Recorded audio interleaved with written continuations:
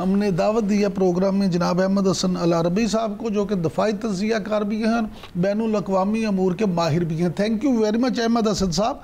Sir यहीं से शुरू कर देते हैं कि DGISPR और सेक्रेटरी दाखिला ने आज जो प्रेस कॉन्फ्रेंस की, इस बारे में आप क्या कहेंगे? अब तो सबूतों के साथ सारी चीज़ें दुनिया के सामने रख दी।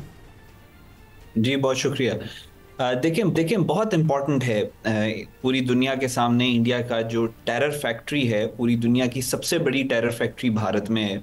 पूरी दुनिया में भारत वो वाहिद मुल्क है जो दहशतगर्दी को अपना फॉरेन पॉलिसी का टूल और फॉल्स फ्लैग ऑपरेशन को उसका एक वेपन बना के इस्तेमाल करता है। भारत ना सिर्फ पाकिस्तान में, भारत पूरे खित्ते के अंदर दहशतगर्दी के अंदर मुलव्वस है। आपने देखा अभी से नहीं, आप अगर पीछे चले जाएं तो तामिल टाइगर्स जो थे, जो इस रीजन के अंदर पहले खुदकुश बम्बार थे, वो भी भारत ने बनाए और ये खुद एक्नॉलेज करते हैं कि हमने बनाए। ये वो चीज़ें नहीं है जो हम इल्ज़ाम लगा रहे हैं, इनके अपने पॉलिटिशियंस खुद कहते हैं हाँ जी हमने बनाए थे तामिल टाइगर्स, हमने यहाँ पे ट्रेन किए थे, और बड़े फख्र से बताते हैं। फिर उसके बाद मुक्ति बाहिनी, जिसने लाखों लोगों को ज़िबा किया और कत्लेआम किया जो बांग्लादेश बना उस सारे चक्कर में, और फिर जिस तरीके से उन्होंने रेप की, यानी वो सारे के सारे जो मुक्ति बानी थे, वो तो मोदी ने, नरेंद्र मोदी ने अपने मुंह से कहा कि मुक्ति युद्धों के साथ तो हम खुद लड़ रहे थे और हम उन्हें ट्रेन कर रहे थे।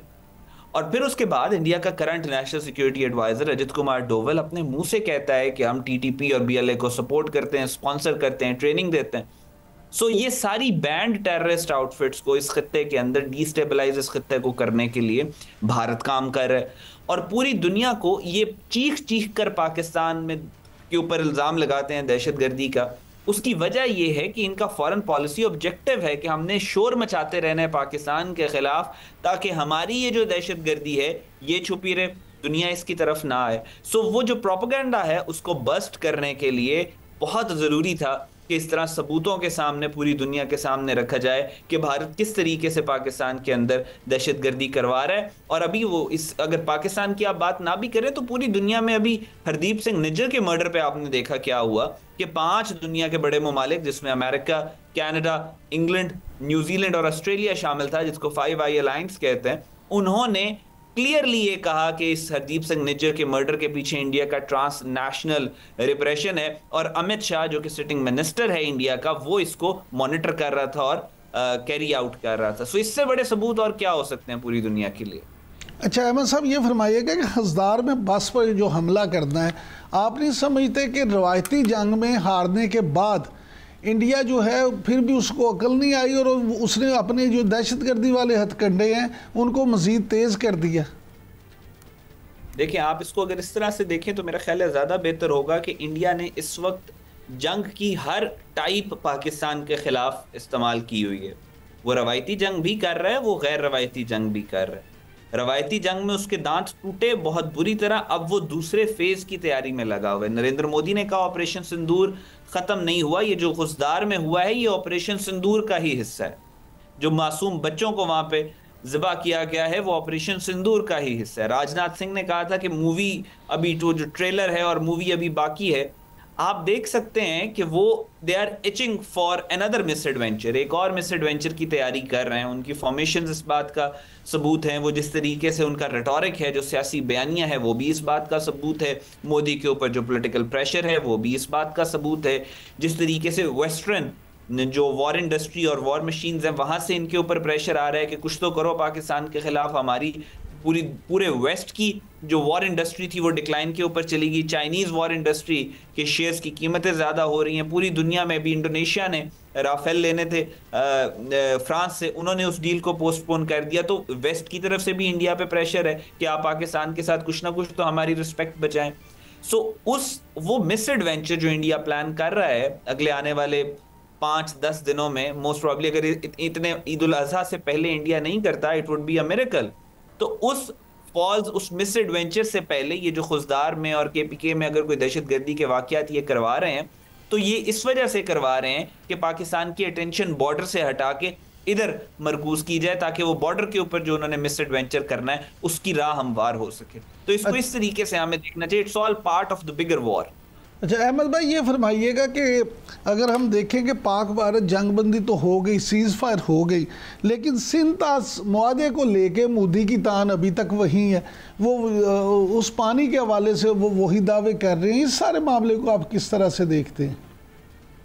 जी देखें, उसका आपको पता होना चाहिए, हमें इस बारे में क्लैरिटी होनी चाहिए कि उसने जो आप पाकिस्तान के पिछले आप आर्मी ऑफिसर्स की जिन्होंने 65 की वॉर लड़ी, 71 की लड़ी, जिन्होंने दीगर जो स्कर्मिशेस होती रही हमारी तारीख में, आप उनकी स्टेटमेंट्स पढ़ें। सिर्फ इंडिया की सीज फायर आप गूगल पे लिखें और आप उनकी स्टेटमेंट्स पढ़ें, इंडिया की सीज फायर को लेकर वो क्या कहते रहे। आप ये जनरल ज़िया की स्टेटमेंट थी और बड़ी पोटेंट है आजकल के मामले पे। उन्होंने कहा कि इंडिया पाकिस्तान के खिलाफ जो सीज फायर होता है वो ब्रीदर्स होते हैं, वो परमानेंट नहीं होते, और इंडिया हमेशा रीग्रुप, रीऑर्गेनाइज और रीस्ट्रेटेजाइज करने के लिए इन सीज फायर्स को इस्तेमाल करता है। एक और पाकिस्तान के एक्स आर्मी के सीनियर जनरल हैं जो इंडिया के खिलाफ एक ऑपरेशन मॉनिटर, जंग मॉनिटर कर रहे थे सारी, उसमें उन्होंने बाकायदा तौर पर यह कहा कि इंडिया के जो ऑपरेशंस हैं पाकिस्तान के खिलाफ, जो सीज फायर्स हैं, वो उन ऑपरेशंस में इस्तेमाल करता है सीज फायर को पाकिस्तान के खिलाफ एक और महाज खोलने के लिए। कि आप सिंध मुआहदे को अगर आप देखें तो ये जो सीज फायर हुआ है, अगर इंडिया वाकई में सीज फायर के लिए सीरियस होता और ये रीग्रुप और रीऑर्गेनाइज और री अटैक करने के लिए इस्तेमाल ना करता इस सीज फायर को, तो वो सिंध-तास मुआहदे के ऊपर सीरियसली बात करता, क्योंकि पाकिस्तान का नैरेटिव बहुत क्लियर है कि अगर आप पानी को बंद करोगे, उल्टे सारा कुछ जो शुरू ऑपरेशन बनियान मरसूस, मार्का हक, ये सब कुछ शुरू ही इसी वजह से हुआ था ना कि हमारा पानी बंद हुआ है। और आज भी हम इस बात के ऊपर खड़े हैं कि अगर आप हमारा पानी बंद करोगे तो हम आपका सांस बंद करेंगे। तो इंडिया ने मिन्नतें तो की अमेरिका की और टर्की की और यूएई की कि आप सीज फायर करवाएं, लेकिन उसके बाद वाजे हो गया आपको कि उसकी नीयत ही नहीं थी सीज फायर करने की, क्योंकि वो जो वजह है वो रूट कॉज के ऊपर बात ही नहीं करना चाह रहा। सो दिस शोज कि इंडिया की नीयत क्या थी सीज फायर की। जब तक पानी के इशू के ऊपर बात क्लियर नहीं होगी, तब तक कोई सीज फायर ज्यादा देर स्टैंड नहीं कर सकता पाकिस्तान के साथ, इंडिया के साथ, अच्छा दोनों मुल्कों के साथ। अहमद हसन साहब, ये फरमाइएगा कि दफ्तर खारजा ने तो नरेंद्र मोदी के खिताब पर रद्द-ए-अमल देते हुए ये कह दिया कि मोदी के बयानात ना सिर्फ इलाकाई कशीदगी को हवा देने के मुतरादिफ हैं, बल्कि बैनुल-अक़वामी कवानीन की खिलाफ वर्जी भी है।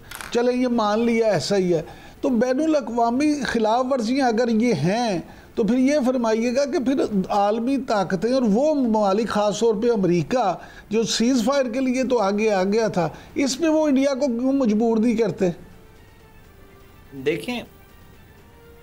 देखें इसमें गाजा के अंदर एक जेनोसाइड हो रहा है। यूएन सेक्रेटरी जनरल कह रहे हैं इसको रुकना चाहिए, अमेरिकन प्रेसिडेंट कह रहा है रुकना चाहिए, कनेडियन प्रेसिडेंट कह रहा है रुकना चाहिए, दुनिया के और ममालिक के जो वज़रा हैं और पॉलिसी मेकर्स हैं वो कह रहे हैं गाज़ा के अंदर ह्यूमैनिटेरियन एड जानी चाहिए, पानी जाना चाहिए, एटलीस्ट खुराक जानी चाहिए। लेकिन क्या जा रही है? नहीं जा रही। क्या जंग रुक रही है गाज़ा में? नहीं रुक रही, 2 साल से कंटिन्यूड है। बात यह है कि आपको किसी को, वो कहते हैं there is no peace without war, जंग के बगैर अमन नहीं हो सकता। अमन लाने के लिए आपको तलवार उठानी पड़ती है, आपको फोर्स करना पड़ता है किसी मुल्क को। आप इंडिया की ये सारी चीजें दुनिया के सामने हैं, कोई नई तो नहीं है। पूरी दुनिया के अंदर इंडिया दहशतगर्दी करवाता रहे, बात कोई नई तो नहीं है। लेकिन बात यह है कि इंडिया की दहशतगर्दी जब तक किसी और मुल्क के इंटरेस्ट को डैमेज नहीं कर रही, तब तक वो इस पर आवाज नहीं उठाएंगे। आपने देखा कि अगर यही सारी सीज फायर जो है, अगर 10 मई को पाकिस्तान, खुदा न खास्ता जिस तरीके से पाकिस्तान इनको मार रहा था, उसकी बजाय अगर इंडिया पाकिस्तान के ऊपर अटैक्स कर रहा होता, तो क्या अमेरिका ने इसी तरीके से पुश करना था सीज फायर को? उसने तो कहना तो 2-4 दिन और लगाओ, तसल्ली से पाकिस्तान को आप नुकसान पहुंचाए। सो बात यह है कि आपको मजबूर करना पड़ता है ममालिक को कि वो आपको, जिस तरह आपने अमेरिका ने कोई इंसानियत के बलबूते के ऊपर और आपकी उसका कॉन्शियंस जाग गया, तो इस वजह से तो उसने ये जंग नहीं रुकवाई, आपने मजबूर किया अमेरिका को कि वो आपको सीरियस ले। उसी तरह हमें दुनिया को मजबूर करने की जरूरत है कि वो इंडिया की दहशतगर्दी को जो पाकिस्तान में भेज रहे हैं उसको भी सीरियस ले।